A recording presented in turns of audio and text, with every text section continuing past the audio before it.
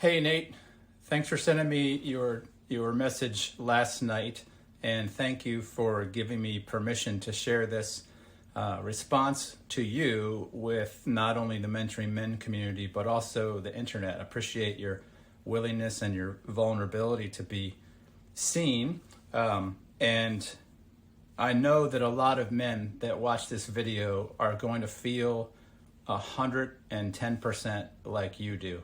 And that's why I wanted to share both your message to me and the response. The truth is, I get messages like this usually 7 days a week. It's pretty constant, and that's just me. The other mentors on Mentoring Men also get messages like this really all the time. And the takeaway there for you is that this is a very, very common thing. You and your bride there, Dena, are experiencing what experts would call the disillusionment stage of marriage. And it's this stage of marriage where everything that you started marriage with, all of the resources, all the ideas, all of the aspirations have really kind of reached their expiration date. And this part of the marriage is very difficult because old things have to die and new things have to be born. It's very much a metamorphosis experience. And just like a metamorphosis, there is a death of sorts that has to take place in both the relationship, but also in each person.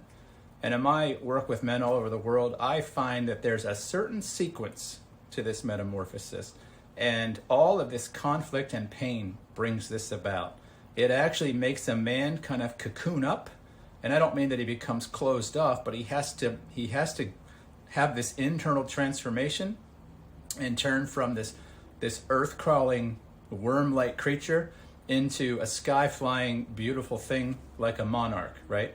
And when he does that, experience shows me and tells me that if there's some patience there, that it gives his partner, his wife, an opportunity to do the same. But they almost never happen at the same time. In fact, I haven't seen it because there's a certain give and take, a certain polarity that's responsible for this process. And in our current worldview, we tend to have this 50-50 approach that tries to draw people into the same experience in a very give and take, negotiated kind of transformation. And I don't believe that works. And so you mentioned in this text, which I'll read in a minute, that you're curious about counseling. Now, we talked to lots and lots and lots of men, and about 85% of them generally report that either they or their wives did not find counseling helpful. Now, I'm not suggesting that counseling should be avoided, just that a lot of modern counseling seems to bring people into this refereed, negotiated kind of I'll change when you change, and let's try to get on some contractual same page. And it tends to kind of sometimes move the needle a degree or two for a short while, but because this is really a enmeshed way of deciding to transform, it oftentimes stalls, or actually, what's the word? It regresses because the partners are actually gauging their transformation pace on how the other one is doing that. Now, if you were running a really long race and you tried to pace each other off of each other, you really wouldn't be successful if there was a certain pace that you wanted to run that race in, because you would be mutually using each other as a standard. And that's exactly what most people get caught up in the disillusionment stage. And I just want you to be aware of that. Should you choose to go to counseling, that be wise with the counselors that you pick, because if they bring you into this, okay, Nate, you tell me what's wrong, what you don't like. Dena, you tell me what's wrong and you don't like. And they get you to basically see what you don't like about each other and sort of agree to solve that. It's an incessant, unending process of actually focusing on what you don't like in the other person, as if that's the problem, and it's not. It's a need for personal transformation. So let me read your message, okay? And then I'll respond some more, and I'll switch over and I'll show you a graphic that will hopefully give you some clarity. You said to me this: Dena and I had a massive fight and I can't sleep. I'm broken. I don't know what to do with her anger. She said she didn't want to be married. I don't think she means it. She drank too much, and then anger came. We need help, but I'm not sure where to go next. I know all the things we've been learning are helping me. I feel like the drinking is a huge part of this, though I see her, and I'm tender for her. She has chronic back pain, and she drinks to feel better. It's like a different person comes out that makes no sense multiple times a week when she drinks. Tonight it was actually around her wanting sex. She had said not to initiate and to wait for her. I've done well honoring that, but tonight's anger was because I didn't initiate, and she feels like, quote, she's in a desert. At the same time, she says she could never be intimate with me because I'm, quote, angry, close quote, and I just talk with no action. I don't agree with that.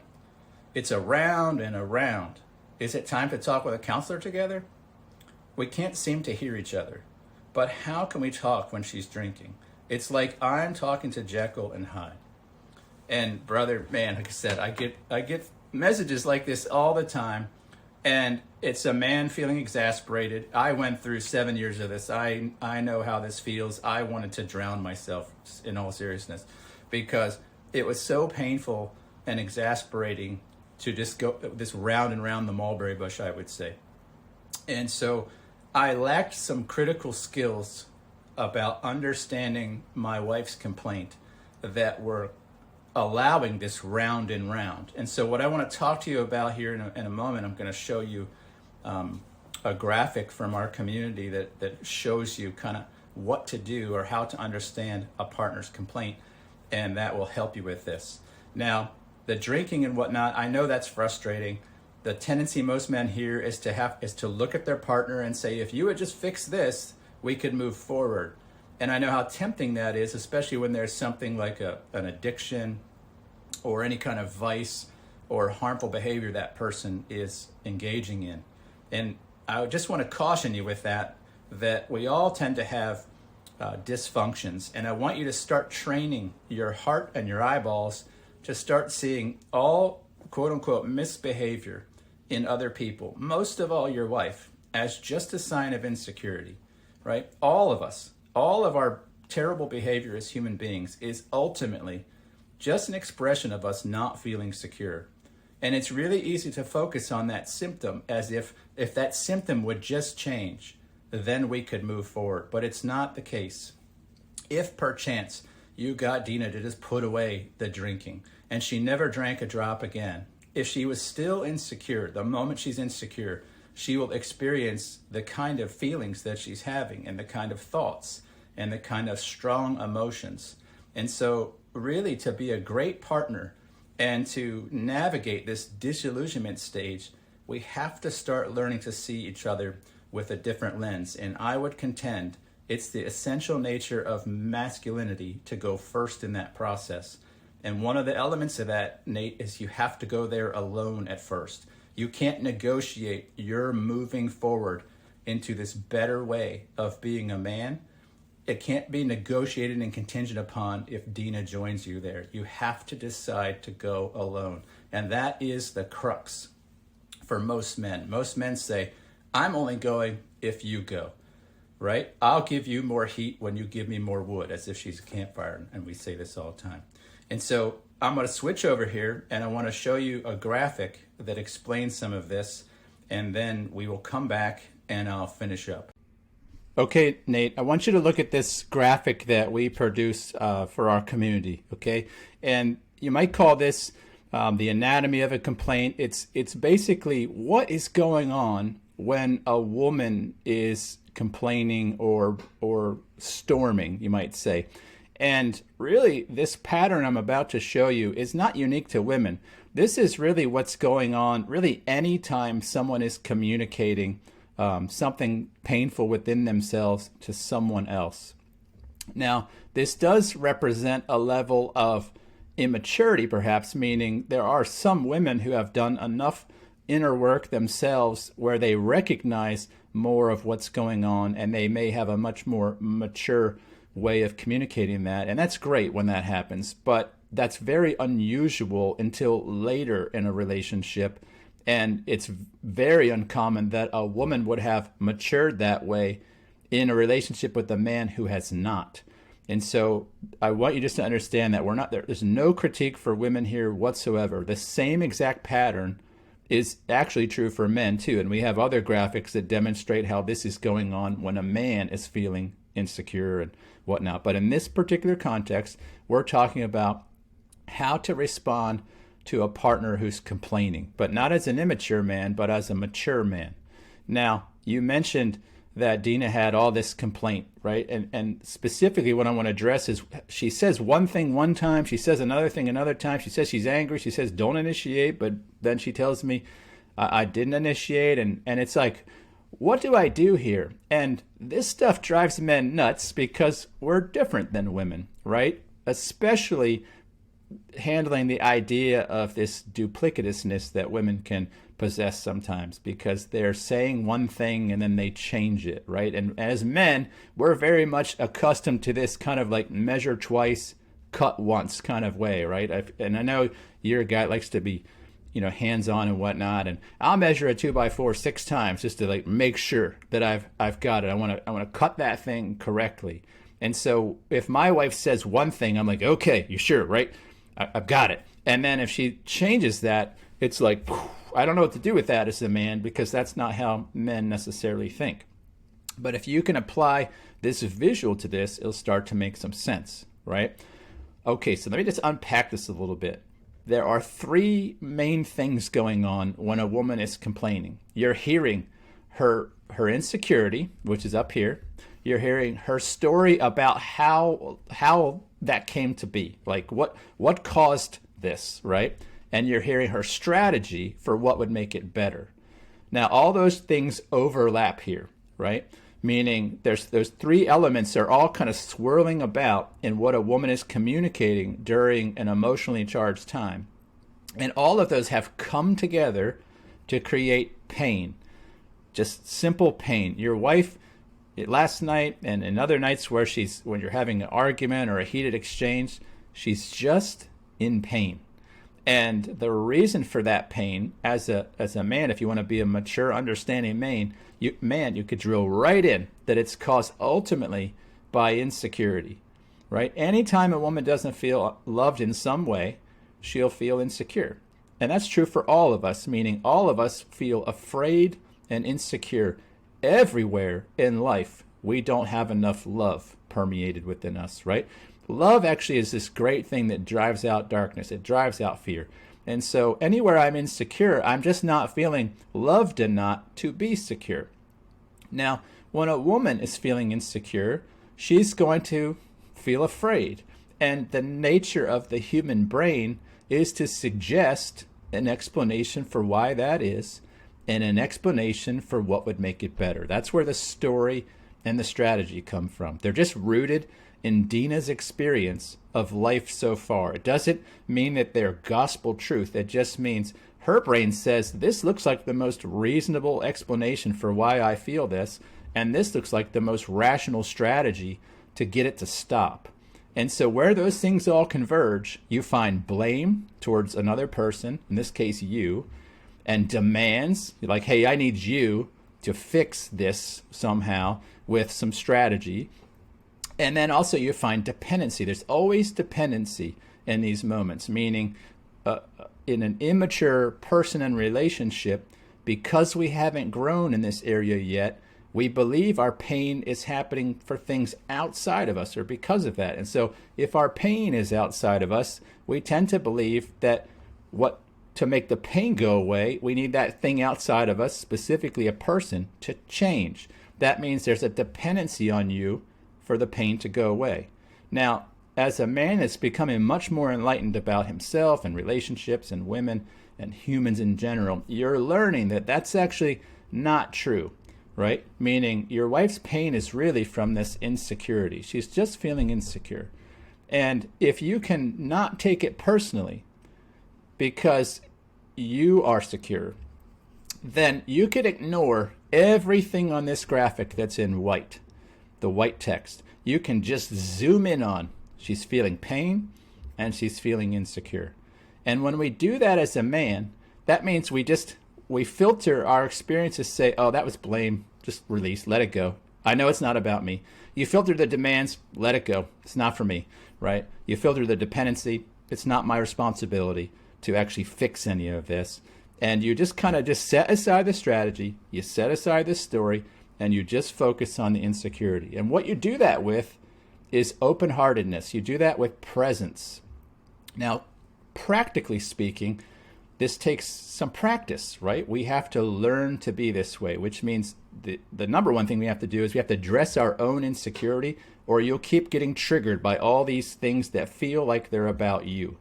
So a hallmark achievement or a milestone in a man's journey is learning not to take things personally, and you do that by addressing your insecurity. We'll address that in the mentoring program that you're in, but for now, you know that's a milestone.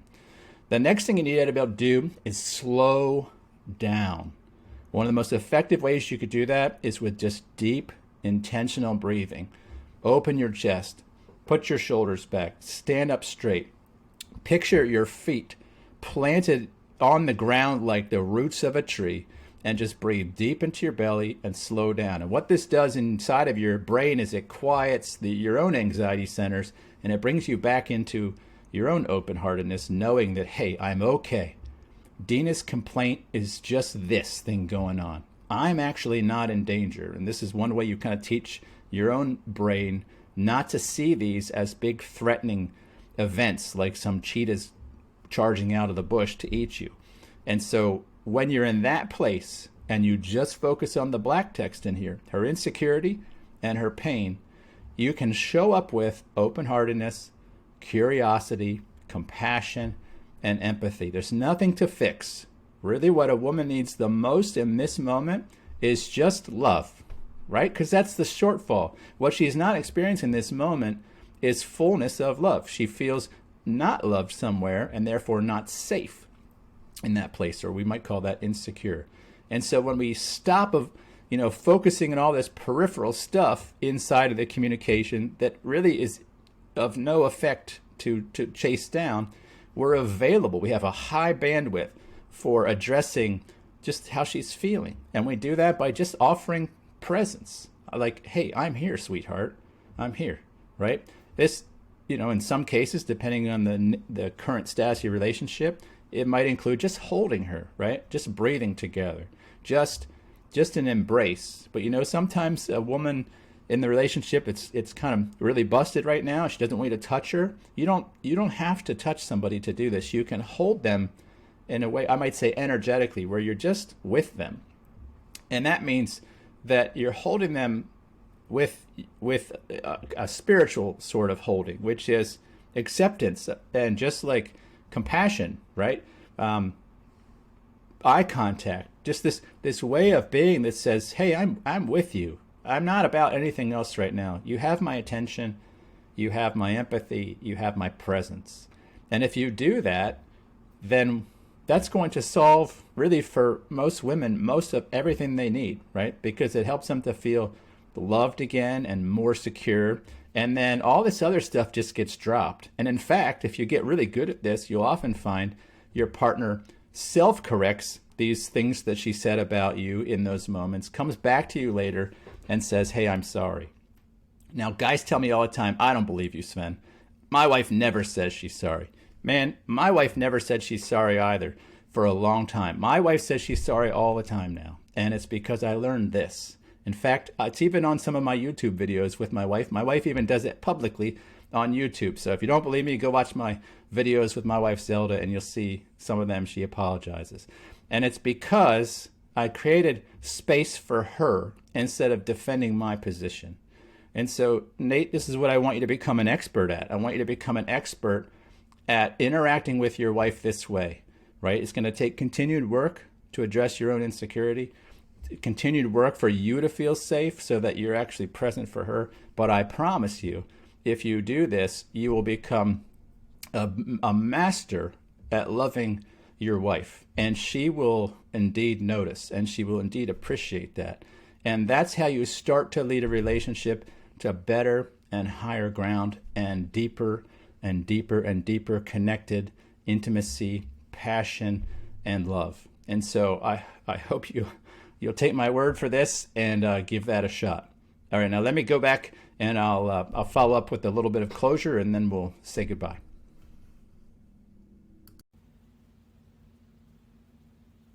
Okay, Nate. I hope that you found that useful, that graphic explains kind of what you need to orient yourself to, that you're looking in a partner's complaint for nothing other than the pain or the emotion she's feeling. It's usually some form of pain, and specifically the insecurity that she has. And that might be insecurity about a number of things. And if you get really good at meeting your partner in their insecurity with acceptance of person, without blame or your own judgment, without demands that she just change or fix herself, and you simply show up with openness, warmth, appreciation of her person, curiosity, open-heartedness, strength, the ability to not take all that stuff personally that she's saying, and you just learn to be with her as a present, grounded man. And that means you have to be secure. Otherwise, what she says, that other stuff in that Sven diagram, I said that because my name's Sven, if you guys don't know that. All of that is going to otherwise trigger you, and you'll leave your openness and your open-heartedness. You'll get up in your head and you'll swirl around in your own thinking. And that's exactly what makes that round and round thing happen, is a man is triggered off of his secure roost, so to speak, right? And as soon as he falls off that roost, it gets game over, right? Now you just keep doing this to each other, and you believe the other person is the cause of your insecurity, and it's completely ineffective. All right, so I hope I've given you some things to think about. I want to invite you, Nate. You're already on a mentoring journey with us, and I'm 100% positive that is going to continue to lead you through moments like these. I see tremendous growth in you, and I know that you're going to turn this around. 100% confident in that. But if you're a man watching this and you feel like Nate, Nate's message to me resonated with you, and you're like, man, this guy is living my life, and Dena sounds a lot like my wife, and except my wife has this dysfunction or that dysfunction. Listen, I want you to take heart, right? This is not actually the evidence that your marriage is just going to die. It's an opportunity instead to go through this cocooning phase that I mentioned. It's an opportunity to experience a metamorphosis and a transformation at both a personal level and then a relationship level. And at Mentoring Men and my practice independently as a men's mentor, we focus on this exact process. We help men all over the world go through this with grace and poise and get really wonderful things out of that process. They hang on to their families. They don't lose half their wealth. They don't lose their partner generally. And I'm not saying men don't ever end up divorced in our community, just that if we can get with a man early enough and help him to understand some of these ideas and principles, oftentimes it's just a complete turnaround for him. And we want that for you. That's why we exist. We exist to restore men's hearts and minds, to help them with this transformation so that they can live in the best stages of marriage, which are all on the other side of disillusionment. They're all unreachable to a man who hasn't had that transformation because he's trying to use old ways to do new things. If that's you, I want you to scroll down in this video. There's going to be a link where you can reach out and talk to myself or perhaps another mentor. You can book a session with us. It's not going to cost you anything. We're not going to invite you into some elaborate sales funnel. You're not going to have any other experience other than sitting across from me or another mentor. We're going to talk to you. We're going to hear your story, and we're going to offer you the same kind of feedback we've offered Nate in this video, but we're going to do it in a deep, heart-level connection conversation with you. And that's our offer, and I hope you'll take us up on that. The link for that is below. And with that, I'll wish you good day, bid you farewell, and I hope to see you soon. Take care.